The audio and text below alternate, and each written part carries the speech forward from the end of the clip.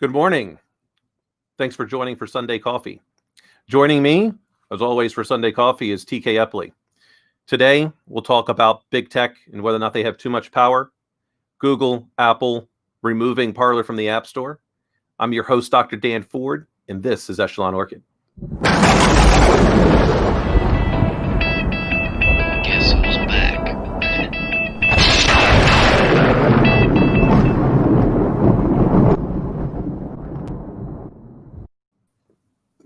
Good morning, sir. Good morning, my friend. How are you? Oh, I am splendid. I wasn't really sure what we were going to talk about today because not a whole lot of stuff's been going on in the news. Oh, it has been an interesting week. So, the thing that, as I mentioned in the intro, that's to me one of the most concerning things, forgetting about the political hostility that's been just transuing. I'm more concerned right now about big tech companies. I used to not think that they had so much power. I didn't want to believe some of the research that I had read as to how easily they can swing people's opinions until Google and Apple decided they were going to remove Parlor. And that I just kind of go, people with at least with Android, we know it's very easy. I don't have to be in the Google Play Store. I can go put a third-party app store. I can get them on, and people will learn how to do that. But to the 50-some million iPhone users that are out there, they would have to jailbreak their phone, which I do not recommend because you're removing all the protections that the iPhone has. You got no choice. Like if you don't have it, then you're screwed if you wanted to happen to use Parlor. But I kind of go, well, what's next? So there's all these other ones. There's WeChat. There's a whole bunch of other messaging or social media platforms out there. But if they can remove Parlor, why wouldn't they remove your app that you want to create? Well, they can. I think you're right in the fact that with regards to Android, Parlor puts up a web page today. And then at the bottom, click here on your browser, and it'll walk you through how to sideload an app. Yep. Right. Now, again, when you start saying sideloading apps, just like you said, hey, I don't want you to jailbreak your iPhone. You have to take caution about whose apps you're sideloading when you're thinking. So you're potentially putting the app in a compromised. You're potentially putting your mobile environment in a compromised position if you either do it incorrectly or. One of the nice things about Android lately is that if you do say, hey, I want to allow third-party apps, for the most part, it'll stay open for 10 or 15 minutes and it'll shut itself back off to try to save you from you if you forget. If you download Parlor and you get excited that you've got it back or whatever app, right? But yeah, over the years, that's always been one of the, when you look at the open source community and, the Linux folks and how anti everything but Linux, a lot of them were, especially earlier on. It was about control, right? I want to have control of my environment. I don't want Google or Apple to tell me what I can have on my device and all these other things, right? And for the most part, that was a security-minded community, or it is a security-minded community. And so technically, it's not hard on an Android. Apple's a different animal for a whole bunch of very good reasons, right? And it's how they've decided to manage their ecosystem. More importantly, it's how they've decided. This isn't from a content standpoint. This is from a technical standpoint. How they've decided to manage the flow of data in and around that environment, right? And for the most part, I think they do a good job at that. And they're if we balance it against, this is Apple in particular, all the things they're doing about privacy. But where now it comes up with a pop-up screen that says, hey, and you can say it's a warning or an alert depending on how you look at things. Here's what stuff you're going to share. Do you want to share these things? I think everybody a month or so ago when this feature first came out, do you know of, and can you remember anybody in the community saying, hey, that's not a good idea? Right? That's more information about where my data goes, not less. I think that's a pretty good idea. Right? So Apple, when you look at it, is saying, "Hey, we're trying to manage," and that's why they're getting into a slap fight with Facebook over it, right? Because Facebook's like, "Wait a second, we don't want everybody to know where we're going." It's why there's this big, kerfuffle about WhatsApp, and Elon Musk is on there saying use Signal and everything else, right? And Signal, just in him saying use Signal, gave such an uptick that their authentication server system was bogged down with new customers, right? Now, here's the funny. Apparently, there's a listed company, a public company that's Signal, or something that sounds like Signal. Their stock price is shot through the roof because he said that people started going in and buying it. So good for them. Yeah. But when we start talking about removing the ability to deliver content, whatever that looks like, look at what one person's words. Elon Musk got up there with 2 words: use Signal, and it starts to break the internet. Yep. Right? Why? Because WhatsApp, on the business side of WhatsApp, is going to do something that people find that when people hear it, they're like, "Oh, I gotta go do something else." And so Signal is a great alternative, right? And that's the power of one person, right? One person that is seen to be well informed in Elon Musk can say 2 words and change the course of a company, or in this case, maybe 2. If that other company out there, I'll have to do some more. Right. Right?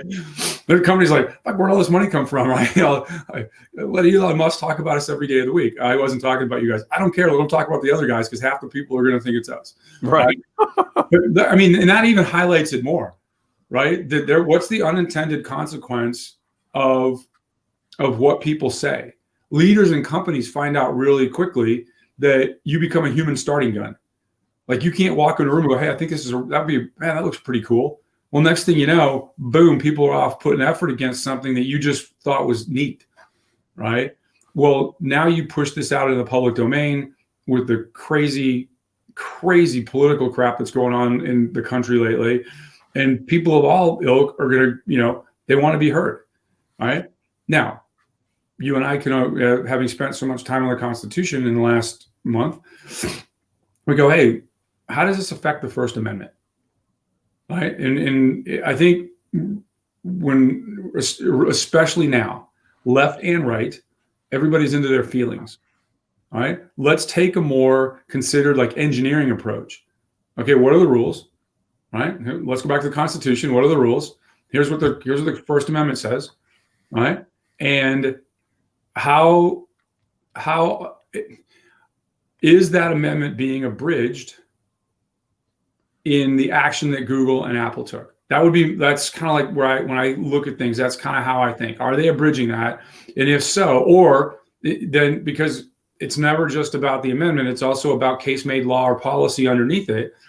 What are they doing with, and I think it's Section 250?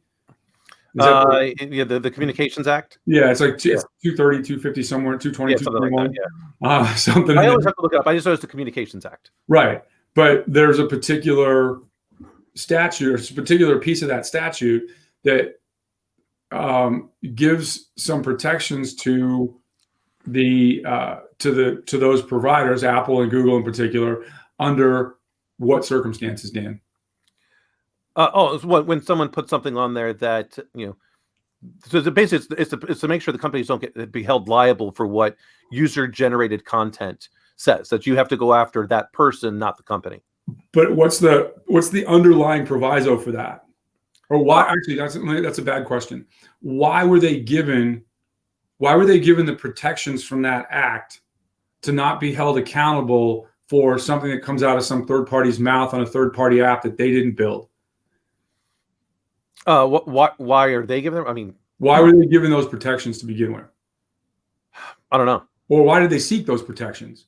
Oh, well, why they keep seeking? Because they don't want to. If all of a sudden someone puts child pornography on there, they don't want to be held liable, right? Or anything, go kill the CEO of a company, right? Right. Because it's too difficult for them to search through all content, right? So now they get to cherry pick. Okay, so no, they don't get to cherry pick. they got protections. What? But they are cherry picking. I'm not talking about what they're doing. I'm talking about the statute. And this, this isn't. I haven't dug through this statute. I think because we just started. You just brought this up this morning, right before we started talking on air. Is they were given those protections as long as they're not what? Exercising editorial control. Yeah, right. If you're going to say I'm going to shut one entire social media channel down in doing it with Parlor, right? Then what's the genesis of Parlor and why is it so popular? Because a certain segment of the population felt that on Facebook and other channels that were the dominant paradigm channels of the time, they felt that their words were being censored. We can argue whether they were or not, right? I'm telling you, this is where people felt. This is how it manifested itself, right? And there's more than one of these apps out there that have done that, right? And most of them are people, waving their hands against Facebook and now Twitter and some of what they believe the heavy-handed tactics of the leadership to censor, right? Like I said, we can argue whether it's censorship or not, but that's the people that are on these channels that have really made a statement to their viewership to go to Parlor, thing. Now, what does it say that Apple and Google want to shut them down? What does that say to you, Dan? To me, the first thing when I heard it was, now they're wielding their monopolistic powers to say what we can and can't have on our devices that we paid for, right? They are no longer allowing the market to decide what is good or bad. They're choosing for us. And, that to me is deplorable. Like, you don't get to choose for me what I'm going to do. That's kind of where I see that they're taking this. They're going, okay, we don't like Parlor because Parlor's going to allow you to say whatever you want. Right? To me, on social media, it pretty much comes down to this. You can pretty much say whatever you want as long as you're not specifically saying to go cause harm to someone or a group of people, animals, anything along those lines. And it must be specific, like not innuendo, oh, we can't let them do this. It needs to be very cut and dry. You said, go kill these people. You said, go hurt these people. And unless those words are kind of being used, say whatever you want. Like because otherwise what I think happens is people will go underground. So here's a great thing. So, Elon Musk says use Signal. Guess what? I could use Signal as a social media app. I will invite all of my friends to it. I'll have a group message. I can still show pictures and all that stuff. It's no different than a news feed. And guess what? Signal can't see any of those messages. So all you do is you allow this basically a secret society to form up, and it's not really out in the public domain. It's literally, unless I invite you to the group, you don't see any of the messages. Okay, this has always been my position, and we've talked about this before. I believe every afternoon at 4:00, or pick a time you're choosing, I want somebody from the Ku Klux Klan to get on television and start talking. Yeah. Because in short order, we're going to go, oh yeah, that's not a social organization. Those guys they need to be banished to the dustbin of history, as it were, because they're part of the problem. They've been part of the problem since Reconstruction, right? It's not a social group. It's not a thing. Get rid of them. But we do that in the light, right?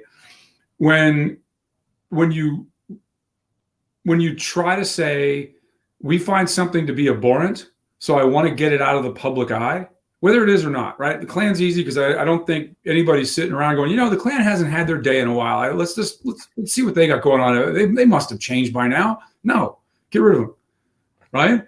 But the more you put and allow free speech in all its ugly forms, the quicker you get to the point where people that are on the fringe of not just society, but behavior that's abhorrent, the quicker you can have dissent and the quicker you can marginalize those folks and get them out. But keep them talking. As long as they're alive, keep them talking, because I want people every day to be reminded how effed up they are. Yep. Right? And this is where I get to, okay, because people go, well, you know, the president was spreading lies. Okay. Well, which lies are okay to keep then? Because clearly you keep all the stuff that's flat earth. You keep all the lies about those that say the Holocaust never occurred. You say the moon landing never happened. You know, all these things. So which lies are we allowed to keep and which ones are we not? The president thinking that the election was compromised. Even he went to court. You know, the court said no. But he's still an American, and he has a right to say he thinks the election was fraudulent. And you may say it's a lie, but then why do we get to keep the lies? Because how much more harm, you know, because you got like Kyrie Irving out there saying, you know, hey, the world's flat. You know, and he's got a platform, just like you had mentioned. Elon Musk, you know, one person who has able to have a microphone, who has a platform. Now, how many people did he influence? How many kids did he influence that says the earth is flat? Why is that lie okay? I go back to my original question. Why did they shut Parlor down? Because Parlor has said that they're not going to provide editorial content. Say whatever you want. Nope. Why did they shut them down? Because if you're going to say, if you look at how people believe that content's being filtered / censored, filtered is a nice word for censored, folks, in TV land, is being filtered on what's considered to be the mainstream social media platforms right now. They were like, yeah, just go over to that Parlor thing. It'll be nobody. There's hardly anybody using it and everything like that. Well, then a lot of the conservative thought leaders, and you can argue whether you like them or not, it doesn't matter, but we're talking function, not form, right? And that's where I think everybody gets worked up. Everybody goes to the artistic stylings and the dance moves, and they don't talk about the function. Parlor, it got shut down they're taken off the app stores because they reach critical mass. Oh, yeah. Right? Period. It became relevant. Right? Yeah. All of a sudden, it's like thing. WeChat's a little bit different, right? In how it delivers. I mean, it is, you want to talk about a Wild Wild West app, right? I mean, and it's everything from naked people to abstract political and anarchist thoughts and, everything in between, right? But what nobody's challenged any of these platforms on is, hey, once you start editing, right, or censoring or filtering, whatever euphemism you want to use for it, you now have wrestled editorial control into your hands. And as such, you said, I want to take responsibility for that, right? I want to be held liable for that, right? In doing that does, and I'm just spitballing as to how I kind of the logic train on this. In saying, hey, I want to wrestle editorial control, you said, hey, I want to be the filter. Yeah. Right. And so today, most, again, blocking the president of the United States, and I don't care whether you like the guy or not, right? And I think Trump is one of these folks in particular that elicits strong emotions, both positive and negative. And the truth is somewhere in the middle, right? But, does he drive me crazy when he gets on thing? Absolutely. Oh my goodness. Just don't hit send, dude. Come on. Right. But again, do we get an unfiltered look at who he is? I think so. Right. And you don't have to like that, but you should appreciate it that for the first time in recent memory, you have somebody in a leadership position that comes out and good, bad, or ugly, you understand almost the stream of consciousness that's that behavior, right? In doing so, you become an easy target. And that's in life, right? You look at everybody that puts out a tremendous amount of content on social media, right? What do? They have to ignore the haters, right? To be successful, you have to ignore the haters on social media, because when it gets down into the minor celebrity and stuff like that, everybody wants you to be successful, that just not more than they are, right? And that's very, very, very rarely with friends and colleagues. They're like, I mean, he's killing it. How can I help prop them up, right? And I think that one of the reasons you and I are friends with Jason and some of that group of people that we kind of hang out is like, we look at your success or his success or her success as our success, and we're trying to help people, that group of people, get better, right? A huge thing out there today, and social media fuels this in my mind, is envy, right? And that drives that behavior. I mean, you've got influencers, social media influencers, people I've never heard of they're out in the public space somewhere, that I usually have to go to one of my kids to find out who they are, that are making $1 million per tweet or per Instagram post. Yeah. Right. Even minor celebrities or minor influencers in whether it's cooking or fashion or whatever, they're getting $10,000 to $12,000 a tweet and making somewhere between $2 and $4 million a year doing so. Good for you. Right. But then people out there, they're hating on them. Right. And it's like with athletes or anybody else. Right. Somebody's like, oh, I can't believe that LeBron's making that much money. Right. Well, you know what? The owners aren't giving that money away. No. Right? Hey, I got a problem with, how I want everyone to be successful. I mean, this is the reason why I do the show. I'm hoping at some point, people happen to like what we say. They want to throw a little bit of coin our way to talk about, hey, their product a little bit. No problem. I mean, even now, talk about your experience with YouTube, just because we started talking kind of on an educational standpoint. And I think we both stayed away from left and right. We tried to stay in the middle of the road about the Constitution. But talk about your experience in dealing with YouTube regarding getting people to sponsor the show.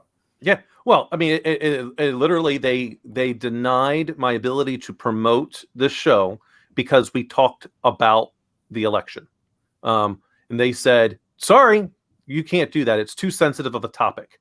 So it goes against our policy. So first, though, the first time it was, oh, well, if you're going to talk about the election, because this was prior, then we need you to go through this identification process so we can make sure you are who you say you are. Okay, fine, no problem. I'll play by the rules. Do all that.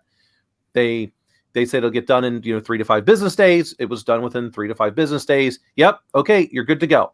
So we were able to get one show off where we talked about the election, and then the next week they changed their policy and said, nope, sorry, we're not allowing anyone to promote anything if it's talking about the election. And so then they basically it's not a deplatform, just so people understand. It was my ability to promote. So utilizing YouTube's capabilities of ensuring that or giving me a higher probability that that this show would be put into the next video feed. Hey, you like this video, so you might like that video. Right. They're impeding the ability to reach critical mass. Yeah. Yep. Right? And that's, kind of really where I was going. Is like, we're just we're a couple of guys out here that talk about stuff that we find interesting. And for the most part, we try to keep it in the middle of the road, right? About politicians and whatever, right? And I don't like who you want, vote for who you want, just effing vote, right? Yeah. Right. And I think we've both been pretty clear on that. I mean, I've said on numerous times, I'm not a fan of President Trump. I think he had some good policies. And I think, unfortunately, because he couldn't shut up, because if he could have shut up, right? If he had done what other presidents have done, and we talked about this before, and utilized, his henchmen to do all those things, he would have been elected again, right? Because people would have thought, oh, wow, look at all the stuff that he's done. And he didn't say any of those things. Like and if he had never said any of that stuff that he has said, he would still be president. He would be, but he couldn't shut up. And the things that he said, I still 100% disagree with almost everything that President Trump has said. I think it's not. I grew up believing that the president of the United States was supposed to be beyond reproach. I agree. And that, unfortunately, has changed. Every president, I think, since Washington has done something to try to take away our rights because they feel like they're doing the better of the country. They absolutely, I think they all have, except Washington.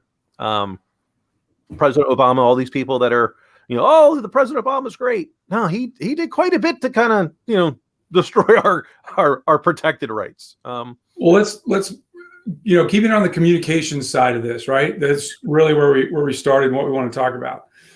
So do I want, this is, and it's be careful what you ask for, right?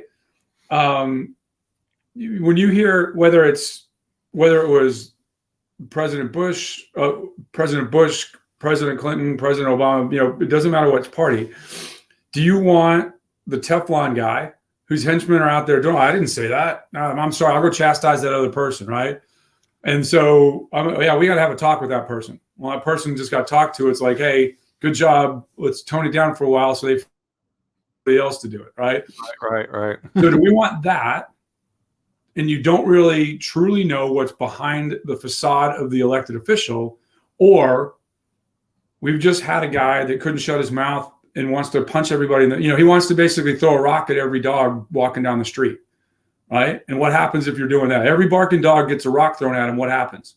You don't get anything done. Yeah. Right? That's, I think, the legacy, right?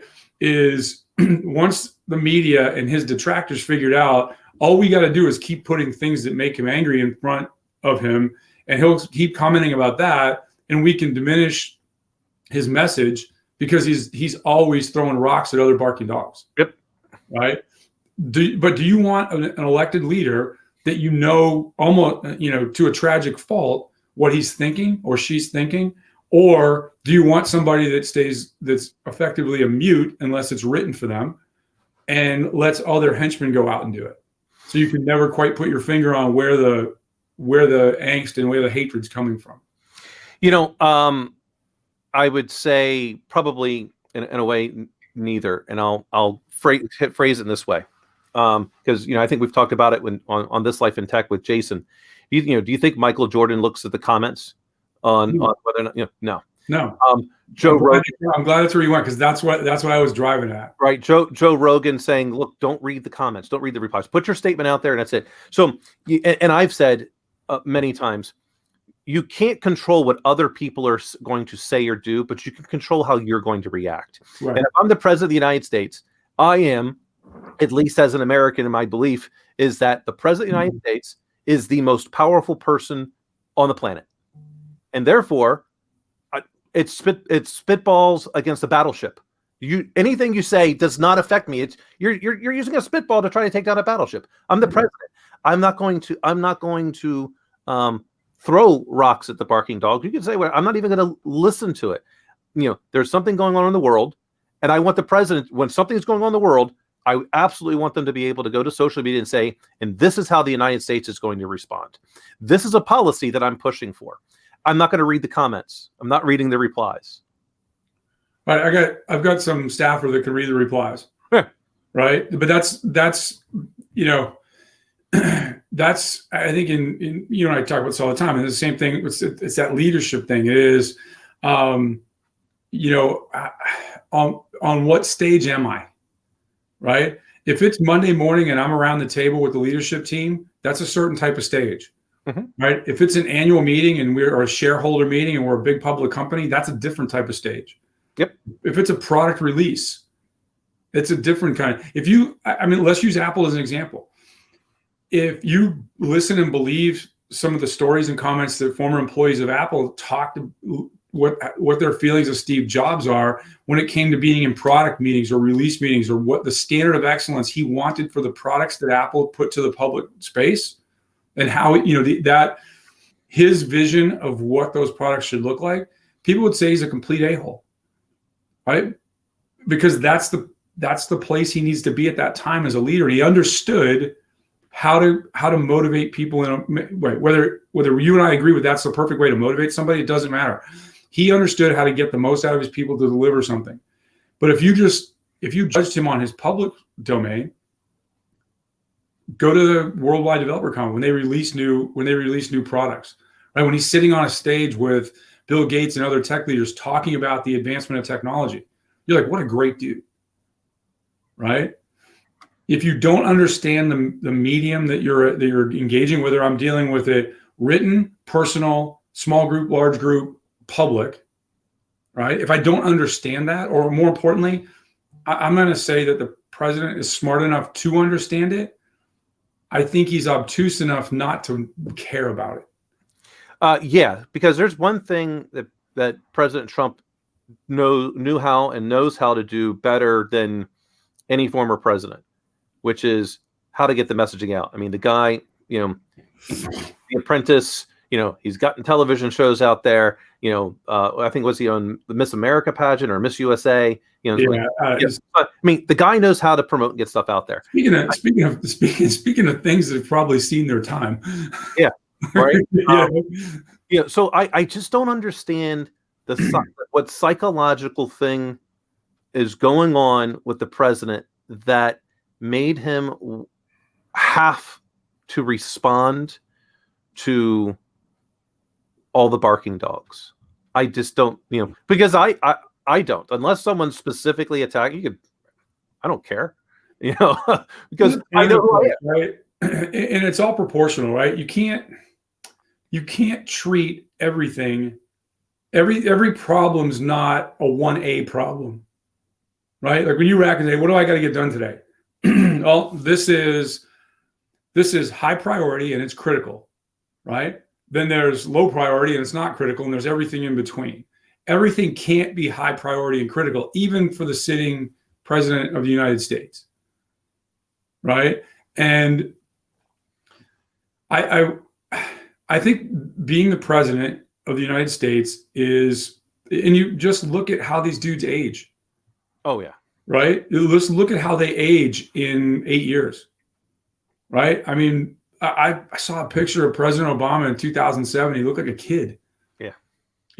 And you don't have to agree with the politics of the person. It's the weight of the office. 100%. Right? That say and do what you think about each occupant. Right? But President, 43, again, vibrant young man, leaves looking much older.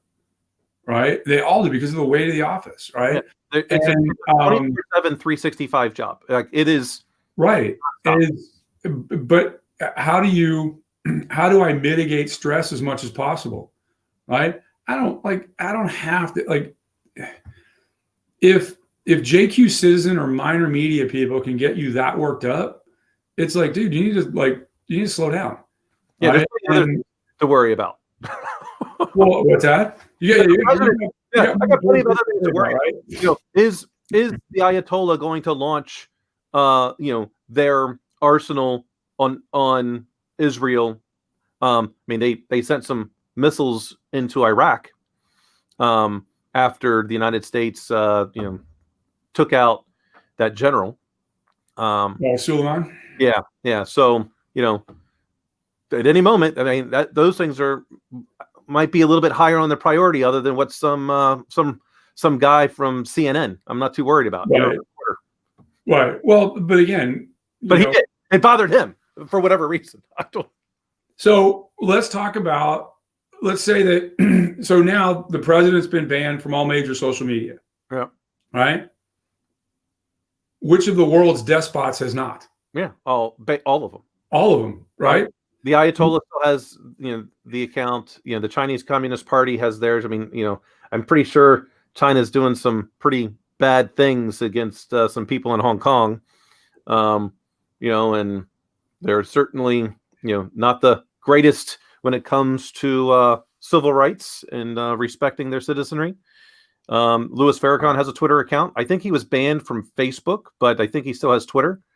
I'm pretty sure he said some pretty horrible things, and certainly has pretty horrible, beliefs in terms of some of the things that he says. I mean, he promotes, what I believe to be hate. There's plenty of people out there that there's the slope that the companies are on. Yeah, they cherry pick who they want and who they don't want. But this is the thing that bothers me the most. When you have people in the mainstream media roundly applauding and cheering the fact that Facebook and Twitter took that action and banned him from the platforms, right? You're saying, hey, I don't want to hear good, bad, or indifferent, right? Again, it comes back to my like, hey, if somebody's really that effing crazy, and we want to make a case to banish them from decent society, so to speak, let them speak, right? The most dangerous thing on earth is a despot that doesn't have an outlet, right? Because what are they doing when you're not paying attention or when you can't see? Right. It's like when we talk about these mass murders. So when they interview their neighbors, oh, he's a quiet guy. Yeah, you know why? Because he was plotting the death of a bunch of people. Yep. He had some shit going on in his head. You should have gone over and said, hey, you want to go over for a barbecue? Get him talking, get him working, right? But en masse, right? Get a couple of drinks in them, then you'll find out, oh yeah, by the way, I got a couple bodies buried in my backyard. Right. But he's like, that guy's got gooned up and he wants to show you the pile of dirt he's got in his backyard, right? But this concept that that the media, right, is actively cheering, censoring the president of the United States. Like I said, I don't care whether you hate the guy, I don't care whether you love the guy, right? This isn't about that. This is about the office. Yep. What can they do to you and me? Right. What can they do to any other citizen, right? And it's why, because they disagree roundly with him, right? And this is as Americans, this is what other countries, this is for those of you that haven't traveled around the world, which by the number of passports we issue or don't is a significant portion of the population. When you travel around, one of the reasons, when all of these, I'll use Eastern Europe as an example, all these countries that after the wall fell down and then little minor skirmishes to kind of separate and make new property lines for countries, none of them picked our way of government, a representative, republic, a constitutional republic, is because it's messy. It's one of the hardest ways to do business. It's designed to be slow, right? It's designed to have considered debate. It's not designed to take place in one news cycle, right? And it's why most of them go into a parliamentary system, right? Having said that, most reasonable people right now around the world, they might be appalled at what the president said, but what they should be appalled at is that he's actively being censored as the leader of the free world. And whether you like that title or not, right? As long as we're passing out money to the planet, you have to tolerate it, folks. Yep. And that's going to be the same in 2 weeks when Biden takes office and becomes President Biden. Yep. This is the way I look at, this in the Facebooks, the Twitters, Apples, Googles of the world. They're a private company or publicly traded companies, but if they want to choose who's going to be on their platform, no problem. Then you are no longer afforded the protections. Correct. Communications Act. Okay. Now, if you say, hey, we're only going to do editorial stuff on things that are going to cause harm, like specifically saying, go hurt this people, go kill this person, then, yep, all for getting rid of that and banning those kind of people because, you're trying to have someone cause violence and, they should take that seriously. Outside of that, then you should, it should be wide open. You want to post that you're a racist and let the world know you're a racist. Well, okay, go ahead. I think that's kind of silly because, eventually an employer is going to find that out and they're going to kind of be like, I don't think I want a racist representing my company. I know I certainly wouldn't want that. But I don't think they can have it both ways. It's pick one. It's either you are afforded the protections of the Communications Act or you're not. Right. Well, actually, you're always afforded them. Either you want them or you don't. Yeah. Right. What about this? And we talked about, you asked me on a tweet earlier in the week, and I sought out some HR guidance because HR is not my bag. This concept that some of the Google employees are saying they want to organize and create a union. I read the article that you had sent, and to me it sounded, because they weren't wanting to organize for, if you want to organize to get better working conditions at Google, we have to have a chat, right? That's a whole, you don't understand what it can be, right? Yeah. They're not organized. They none of the reasons they stated they wanted to organize were for what are considered generally accepted practice to get better workplace conditions, better safety, right? And all of those things, right? Their stated purpose was so that they could have greater influence over the companies that Google did business with. I said to you, kind of my stream of consciousness thought was, it sounded like they were wanting to create a political action committee within the company, right? We reached out to Brenda, the HR lady. And for those of you that need contract HR services, please go check her out. She's on Twitter. You can go find her, and Instagram and all that stuff. She's awesome. She agreed that those were not classic definition of HR reasons. She said, more importantly, if it's solely to try to influence the business piece, right? Which means, and they're not, if past performance is any indication of the future, most of it is they don't want Google to be engaged with the U.S. intelligence community. Right. That was their big complaint the last time, and that's valid, right? I mean, if you can stay as an employer, you can say, hey, I'm really uncomfortable doing business with, pick whomever, right? It could be anything, right? But pick, in this case, it was the U.S. intelligence community. The company, okay, noted, right? And that's one sensory input to the leadership of the company as to how they act. But to say we want to form a union solely to have one person walk up and say, don't do that, I represent X amount of employees, you can't do that, that can be considered influencing or adversely influencing normal business, which is not allowed. Right. Right. What do you think of the rise of, I'll say like politically driven organization to stop or not necessarily to stop, but to shape or influence with whom companies do business with entities, whether it's government or enterprise? Right. So, first, and I've said it before, I am 100% against unions. I think all unions should be disbanded at this point because the protections are, I believe that they're now the dodo bird. Okay, the unions had a purpose and a place, and as we were growing as a country, because they needed workplace safety. Now we have things like OSHA. We have the oversight that was necessary to for why we needed unions in the first place. That oversight now exists. Therefore, the unions don't need to. They no longer have a place. Now, in the event that those oversights went away, then I'd be advocating for unions to come back. But I don't think you need both. I think it's just it's added layers of bureaucracy, and as we add more layers of bureaucracy, the worse things get, not the better. So there's that's my overall stance on all unions. If I owned a company, I would be doing everything I could to essentially not have to do business with the unions, because I believe if you're a great worker, I'm going to make sure you're well compensated. But if my company, if I'm Google, I'm not letting my employees tell me which projects I'm going to go after, because guess what? You don't like the projects that we're working on, then go work for someone else. It's that simple. You don't have to work for Google. You can go work for a different company that chooses not to do business with the United States intelligence community, if that's how you feel. Start your own company if that's how you feel. Right. So, these companies that are choosing to make this political aspect, I think they're all very one, I don't think any of them are going to stop, because you're not going to cut off 50% of the United States and say I'm not going to market to those people, because now this meant my revenue is cut in half. Now I happen to like that they are in a way that they're going to do that, because then that's going to allow for more competition, because that means other companies will be formed, and now you'll get more competition. And then those people might say, hey, I want to market to everyone. And so if those companies that decide to split their agenda and say, look, I don't want to deal with Republicans.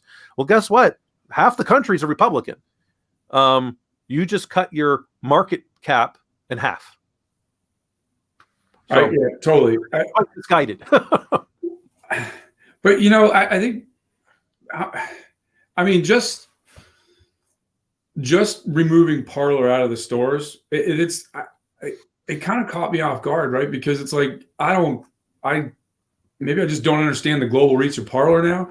But I wonder how many subscribers they have at this point. Hold on, let's just look at I don't have Parlor, so I don't. You can't even go to the App Store to see how many downloads they have now because it's not in there anymore. No, no. So they did jump the number one download on the number one downloaded app right before Apple removed them. So as soon as Apple said they were thinking about removing them, everyone went and downloaded it, so they'll have it on their phone. Let's see. I wanna. Yeah, it is gone. So, let's see. The site gained 3.5 million subscribers on November 3rd. Holy moly! Hey. That was this is making me have to. Oh, there's a paywall. Let me read like the first.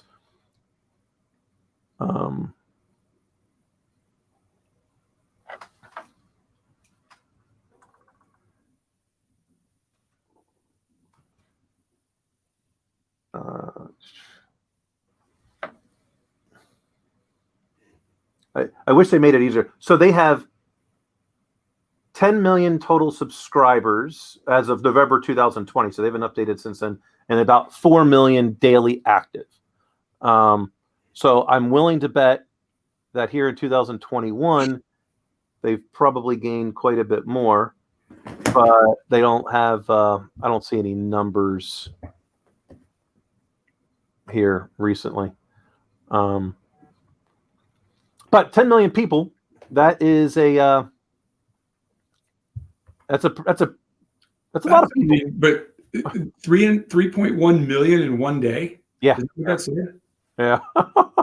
On November 3rd is what it Here's says. the thing. I mean, if you're worried about that segment of the population not having a voice, right? That's really what it says. If you're going to disallow it, you're saying, hey, we're worried about what these folks are going to say.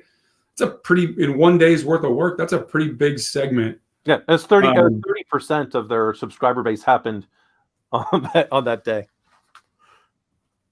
At least that's what, it was a quick read. I'd have to go back and read it. Maybe it was, something else. But here's the thing, it's only going to grow because now everyone's going to, now you've got 80 some million people that might be going, well, wait a minute. Maybe there's something over here. Now, I've got Parlor. The kind of content that I see on there is it's roughly the same as I see on Twitter, on Facebook. You name it. It's all basically the same stuff.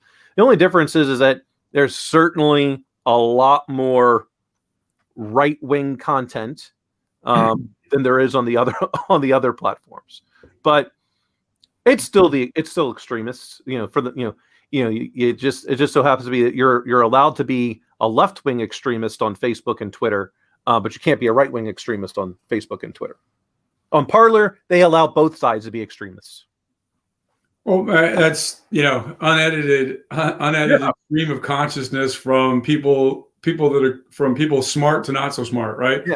Right. Now, if you are a conspiracy theorist nut, you'll love Parlor because they've got QAnon stuff out there. I mean, you want to find a conspiracy theory and join a thread.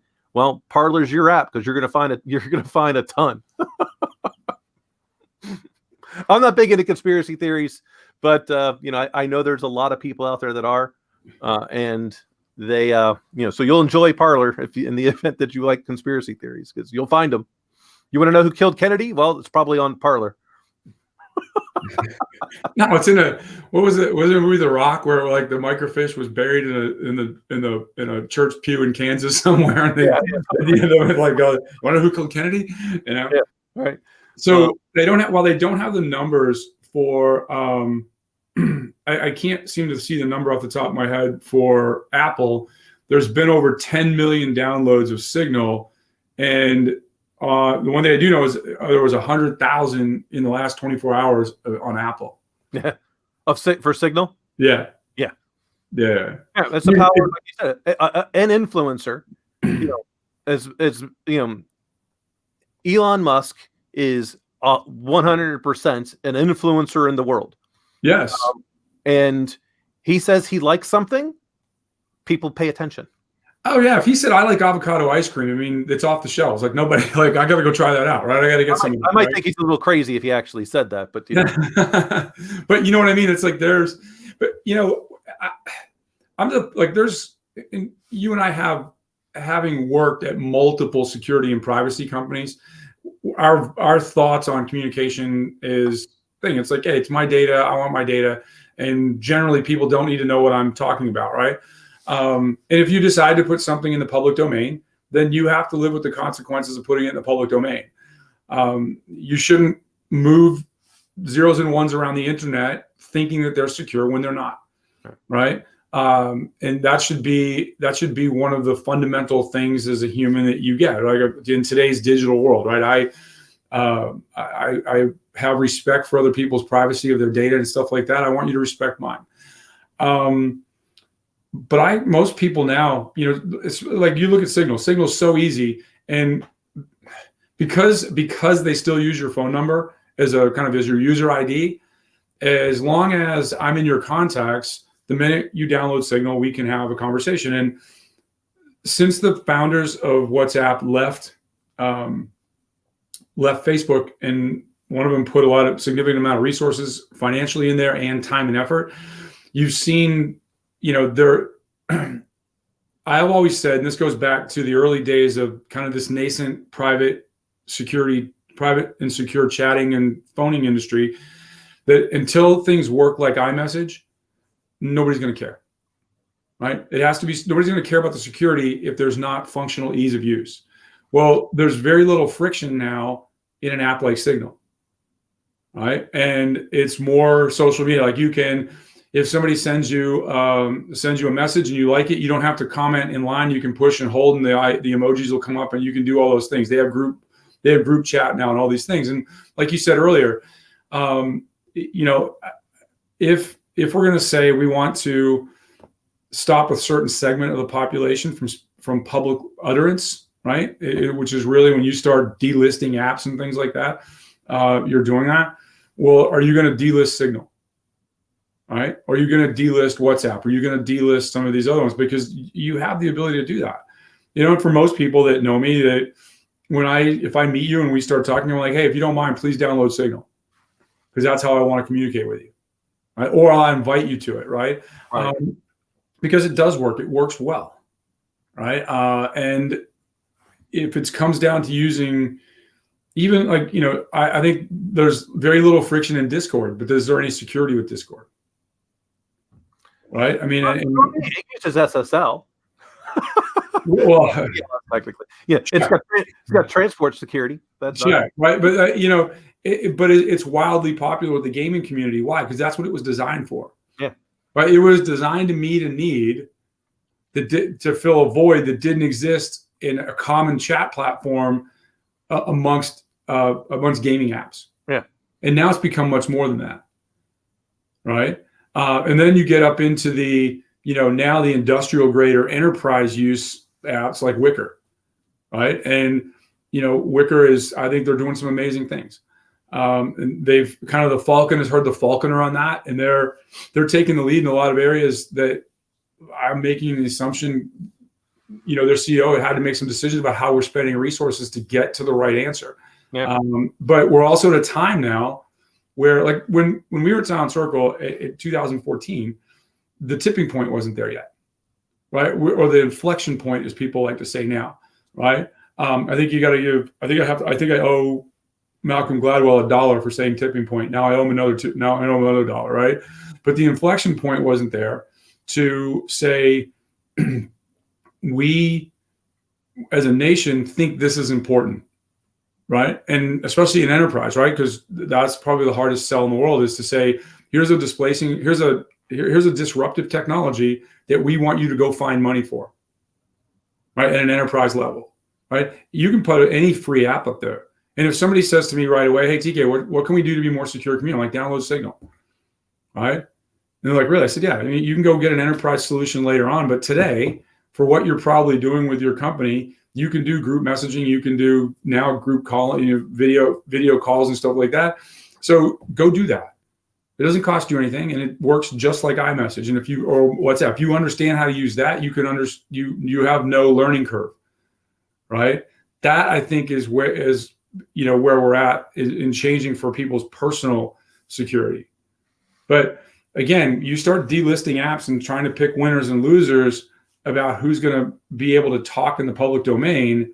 Be careful what you ask for, because people are going to find an innovative way to get to the public space, to get out there and get the word out. We've never not done that, right? As humans, we've never not. It causes this concept of safe spaces, and I don't want to be offended, and I don't want to listen to people that I don't agree with, and all the other things. You're not helping advance society, right? Because the greatest innovations in life have come with dissent. And if you don't like, if that's a foreign concept to you and you want to at me afterwards, I can't help you. I just can't help you, because if we lose the ability to have dissent in everything, whether it's in the workplace, I'm developing a new policy or procedure to do something, I'm inventing a new tool to talk to the masses or secure the edge in a giant enterprise network. If somebody walks in the room and says, I disagree with you, we're not doing it, then we're not going to be the best we can be. Right? And you have to be comfortable being uncomfortable. And part of that being uncomfortable is listening to things that you don't agree with. If you have a problem with that, you're not a fully formed adult, period. Yeah. Right? I mean, I don't know, like I said, I don't know how to say it any other way. And people can be mad at that. You go, well, he says this or he says that. I get it. It hurts your feelings. Some things hurt my feelings, right? But you got to be adult enough to know that that's what it takes to have great leaps in society of anything, whether it's art, engineering, politics, whatever it is. You've got to have wild dissent, but both sides have to be equally heard. And if it appears that as a company you're picking winners and losers, the result you get, it might not happen tomorrow, but the result you get is not the one you're going to like. Yeah, absolutely. And this is a thing where I believe Parlor has a case, a legal case, and I don't think Google and Apple want this getting to the Supreme Court, because then it changes their business model in a highly negative way, because now you've got case precedents that's going to be against them. They don't want that. They'd rather fight that HR battle. Yep. Right? Because and my HR professional mentor, Spirit Guide, it said, she's like, well, that's going to cost Apple a lot of money, or Google, right? And I'm like, it's a rounding error to the pile of cash they're sitting on, right? But it's worth their time and effort to settle it once and for all, right? And they won't take a bad public relations hit globally. They will with the chattering class. And again, it's envy, right? Well, they're a big, powerful company and blah, blah, all that stuff, right? But it's not, in the big picture, you're saying, hey, you can't restrain trade through organized labor, period, right? Because what they're advocating isn't illegal, it's not immoral. And if you want to say it's immoral, that's your opinion. That's not a fact. And let's get out of the opinion business and let's get into the fact business. But when you start saying you were picking winners and losers, and we don't want you to pick winners and losers as a nation, we want you to provide a service or go home, that's a fight they don't want to get into. Yep. I think it's they picked the wrong way of doing this, for sure. Because really what they just did is everyone in the world now is talking about Parlor. Right. And Sigma, right? We're saying, hey, you want to hear what's going on, where you're not going to hear it on either of those platforms, right? Yep. Absolutely. It's how many, what's the countdown? This would be an interesting thing to track over the next thing. Because, the new iPhone just came out, a new Samsung just came out. The new OnePlus phone's getting ready to come out. A new Google phone just came out. People are going to make a decision in the future as to what platform they like to communicate on. Do you think, if it's viewed that, in particular, in the Google Play Store and in the Apple Store, these companies are now, people go to the next logical conclusion. Well, what other apps are they going to start to append, right? Do you think people will say, well, hey, Parlor can put up a web page tomorrow and I can get instructions on how to get the app back on my phone if I got an Android. Screw my Apple phone, I'm going to Android. They actually already did. Right, but you know what I'm saying? No, I'm not saying they didn't. I'm saying, but that's the speed at which you can do things. Yeah. Right? I'm talking, App X. Yeah. App X can say, I want, okay, they don't want to put me in the store. I'm uploading, I'm going to a website. I'm going to blast it out on Twitter, right? Because, that I've got this website or all the people that, that want the thing. And you're not, again, it's like you're barking at the wrong dog. They are. I think. Well, and it's just, it kills me it's like, but again, in my view, and I jump back into the Constitution, is does that violate my First Amendment right, of free speech or Parlor's, as an entity, right? Can an entity be afforded? And it's not the entity, right? And like I said, I'm no lawyer, but the platform Parlor, the entity Parlor, is allowing people to exercise their First Amendment right? In shutting that down, are we abridging that right? Right. I think that's the question for the week. And we might, by next week, who knows what kookiness is going to have happened in the public domain that we're going to talk about. But for all of you that are cheering the Parlor being taken off the app stores, wait till it's an app that you enjoy, right? And that's the long-term consequence, right? Everybody wants something to change until you take something away that they enjoy. Right. Because here's the thing. Okay. They say that it's harmful, but what's more harmful? The McDonald's app. Why? Because it increases the probability of people maintaining obesity in the United States. So why is that one okay? Right. I mean, we just keep on going on. Why is it? Hey, hold on, I'm gonna have a minute here. You got me started. That's like, do not get me started on this the shape, the physical shape of most Americans. All right. And how we manage that or don't manage that, and what it costs us both in monetary and policy terms. But that's kind of the discussion. Oh, Parlor's harmful. And how is that more harmful than McDonald's app? Right. Yeah, or it may sound silly, but I don't think we're that far away. If we allow this to happen, then that could also happen. How many of the tobacco companies went out of business last year? I don't think any. No. And what I will say is, in particular in tobacco, they've got a sizable presence to protect and defend their ability to kill Americans in Congress. Yeah. Right. And hey, for those of you that smoke and you don't like that, tough. Yeah. Absolutely tough. Yep. Right. And it's especially now when we're dealing with COVID and everything like that, and people are like, oh, you've got to wear a mask to help protect everybody. Hey, 70+% of Americans are considered to be from overweight to morbidly obese.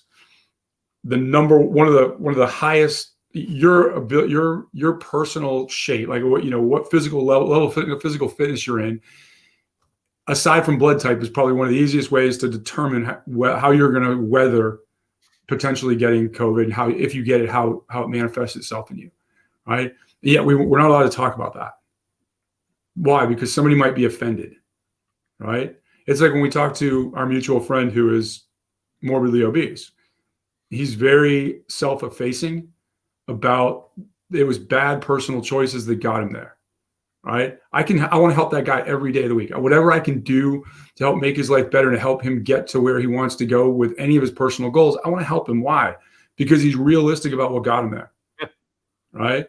And that, I think, I kind of end on as a thing. That's really what we're talking about. It's like, hey, if everybody's realistic about where we're at and what we're doing, we don't ban apps like Parlor. You can disagree with everything that comes out of that app, right? The megaphone that it becomes. But my thing is, and it's just the food for thought, why and how did Parlor come to prominence? All right. If you think about that all week and you think about it without your political bias hat on, without your emotional hat on, then it leads you to a place that you don't want to go. Right? Because one group of people felt they weren't being served or they were being tamped down, and they said, we've got to go do something else. That, my friends, is called innovation. It's called voting with your feet. Yep. Right? That is if you consider, hey, if you can find the main public discourse, good and bad, to Facebook and Twitter, how easy is it to control what thing? Because I just got to look one or two places and they're adjacent to each other. Well, in this case, it's not even that. Google and Apple are really the only players in the world when it comes to how communication is being done. Yeah. Using an Android phone or a Apple iPhone, except if you're in China. In China, I think China bans Google Play. So I think you have. Well, they have their own version, right? They have some variant. Yeah. It's one of the things with security with Android devices. At one point, there were 26 Google Play stores in Russia. One of them was legitimate. Yep. Yep. Good job playing whack-a-mole to figure out which one that is. Yeah. Right? So. Absolutely. Well, my friend, as always, another good week. Another good week. Hope everyone has a good week out there, and see you next week. Have fun, everybody.